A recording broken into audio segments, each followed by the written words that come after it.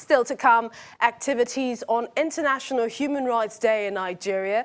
We hear from foremost rights activists on young people turning up for people's rights. As I welcome Mr. Human rights activist at this year's 2019 Human Rights Summit, hosted by the NBA Lagos chapter. Mr. Femi Falana. Chairman of the summit, Mr. Femi Falana, takes us down memory lane in Nigeria's history when human rights were suspended. At Glover Hall in 1948,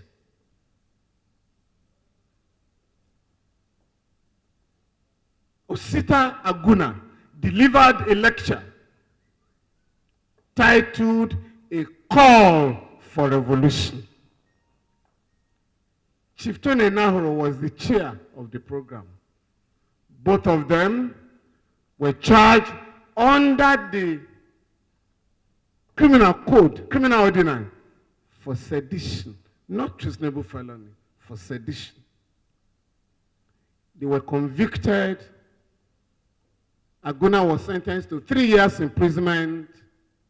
Tony Enaro, for sharing the program, 2 years imprisonment. They went on appeal, they lost their appeal. Others were also jailed for insisting on calling for revolution in Nigeria under the colonial regime. In addition to the suppression of the rights of our people by the colonial regime, the only other group of people that have treated our people with indignity are soldiers. In other words, under the colonial regime and under military regimes, human rights were totally disregarded. So between 1966 and 1979, 1984 and 1999, the Constitution of Nigeria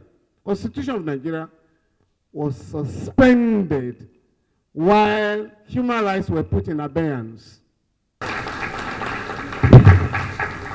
The Lagos NBA chairman speaks on youth readiness and the threats to democracy. This year's theme is focused on youth, and this is needed for such a time like this. Youths are always key players in mobilization for positive change and innovative in bringing fresh ideas designed to make the world a better place. It is therefore important to empower the youth to know their rights and how to enforce them. It is indeed very disturbing to recall the various disobedience to court orders and the assault on the judiciary by the executive arm of government and its agencies. These incidents remain a threat to our democracy and the fundamental rights of citizens enshrined in our Constitution, which they swore to uphold.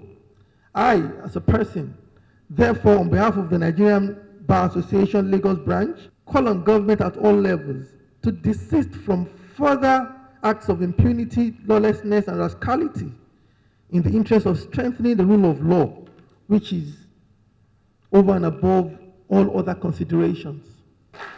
A bitter round of applause for our chairman. For the keynote speaker, a corrupt judge is entitled to due process. Am I in support of a corrupt judge? No. But you know what? A corrupt judge is also entitled to due process. No matter whatever the allegations are, due process. The judicial appointments of judges is the only one that takes place with all three branches of the government present. And there's a reason for that. And yet, in Nigeria, we decided we were going to remove the Chief Justice of Nigeria with the Code of Conduct Tribunal, which is not a court. It's an administrative tribunal in the Cabinet Office. So what was it? The executive preferred charges.